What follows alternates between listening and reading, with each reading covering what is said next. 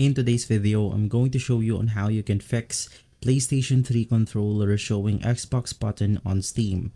First things first, head over to the Steam application, head over to your Steam library, and from here you then want to navigate through the game that you want to edit.